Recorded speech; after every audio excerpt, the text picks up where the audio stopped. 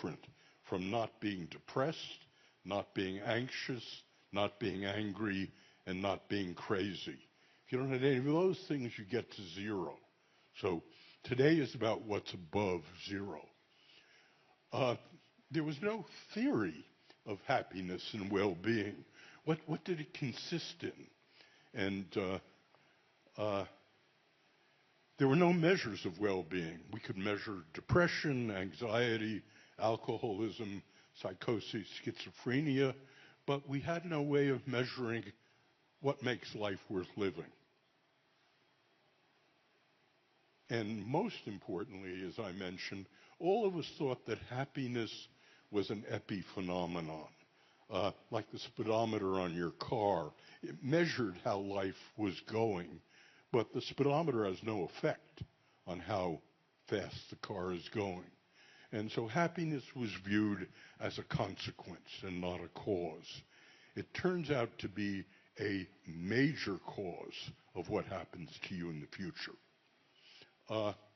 And similarly, in pharmacology, in psychotherapy, all of our interventions were about how not to suffer, how to have less anxiety, how to have less anger, how to have fewer delusions and the like.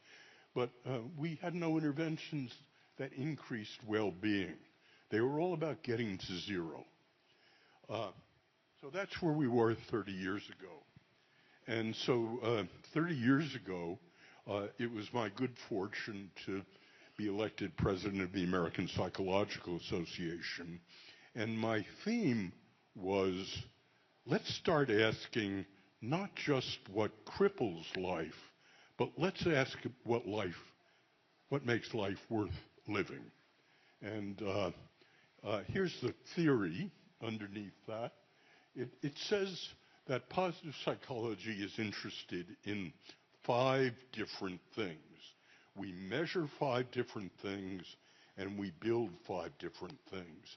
And if you want to know how happy you are, there's a dashboard with 5 things on it to look at. Now, the first one is happiness itself, subjective well-being, being merry, cheerful, smiling.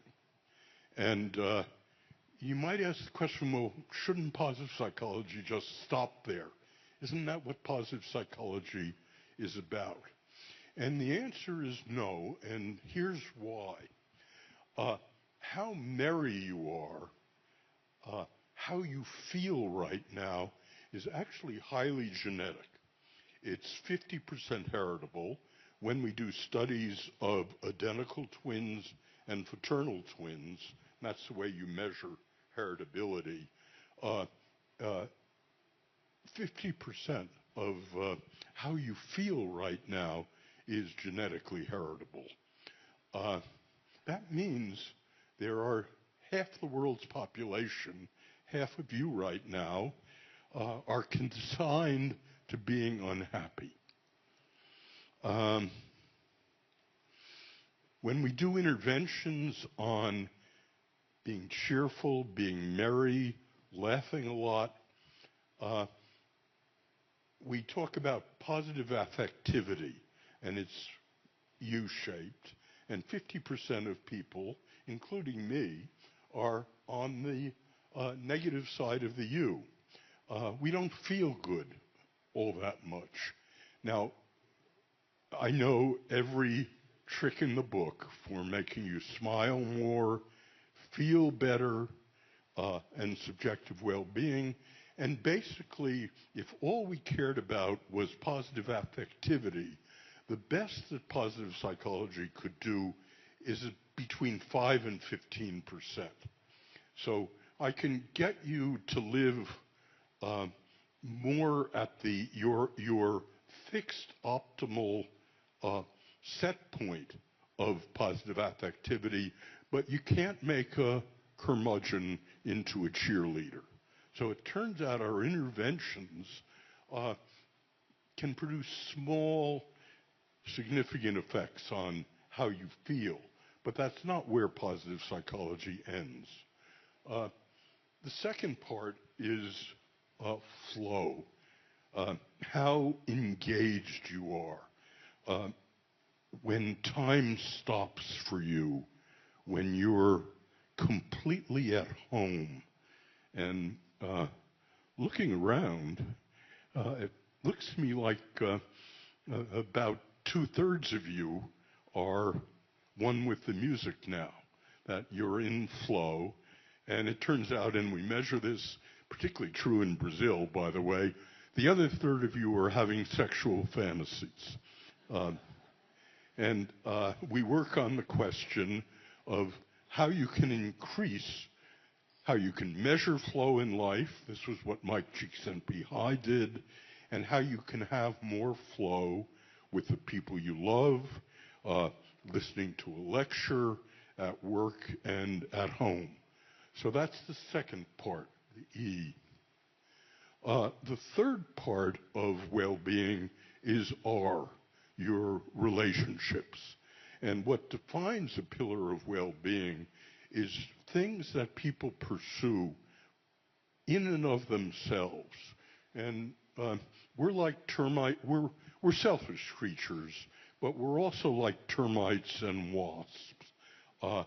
We're part of a hive, and we pursue other people and relationships, even if they bring us no positive emotion, engagement, or the other five. So a third thing that one is interested in as a positive psychologist is how are your relationships and how can they be better? The fourth thing is M, and that's meaning, mattering, and purpose. What would happen to your family if you vanish tomorrow, to your corporation? And that's mattering. And it turns out this dimension of meaning and mattering is crucial, perhaps in the workplace. And for quite a long time, we've had evidence that the more meaning you have in your job, the more meaning you have in life, the more you feel you matter, the more productive you are. So meaning and mattering is a major interest of positive psychology, particularly for those of us who work in corporations. And the final thing is we are achievers, that we pursue accomplishment, competence, and mastery for its own sake. So that's pretty much the theory of positive psychology. Those are the 5 pillars. It's a work in progress. There's a vocal group that says, V, it's PERMA V, which says vitality is a 6th element.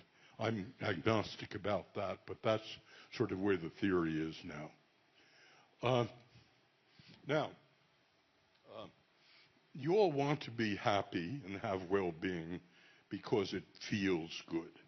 And as I said 10 minutes ago, what we neglected starting until the last 25 years was if you have high well-being now or low PERMA now, what does that predict about your future?